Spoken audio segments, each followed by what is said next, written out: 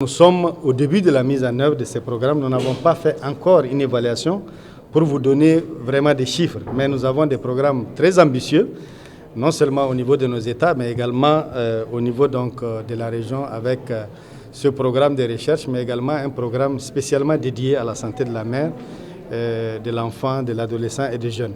Je voudrais vous dire qu'à la fin de l'année 2015, qui était donc la fin de la date butoir pour les OMD, malgré des progrès notables qui ont été réalisés dans pratiquement tous nos États, nous sommes encore très loin d'avoir atteint les objectifs par rapport à la mortalité maternelle, par rapport à la mortalité infantile et infanto-juvénile. Donc, je ne peux pas vous donner à l'heure actuelle des chiffres par rapport à ça. Nous sommes en pleine phase de mise en œuvre et nous allons faire une évaluation prochainement des 2 premières années de la mise en œuvre de notre programme.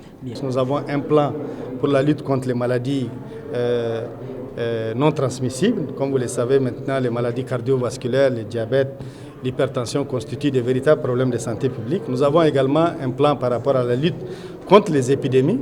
Donc je voudrais vous dire que dans tous ces programmes, il y a une volonté réelle de commencer à véritablement changer dans nos habitudes et à mettre en œuvre des programmes efficaces de renforcement de nos systèmes de santé. Ce que nous avons fait jusqu'à présent, par exemple dans le domaine de la santé, c'est travailler avec le ministère de la Santé au Sénégal pour élaborer un projet de loi qui renforce les moyens juridiques de lutter contre le tabagisme. Ce projet de loi a été adopté par l'Assemblée nationale et maintenant c'est entré en vigueur.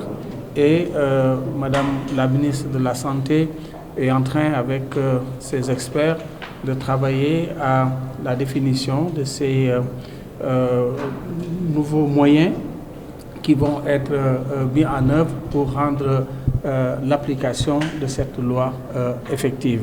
Ce que nous avons fait aussi, c'est inciter les gouvernements des différents pays de la CEDEAO à revoir leur système de fiscalité en matière de tabac pour que le tabac ne soit plus considéré comme un produit industriel comme les autres, mais vraiment un produit dangereux, un produit qui tue et qui a besoin d'une fiscalité forte, d'une fiscalité différenciée, de manière à réduire significativement cette consommation, parce que si la consommation baisse, cela signifie que des centaines de milliers de vies, voire des millions de vies vont être épargnées au cours des prochaines années.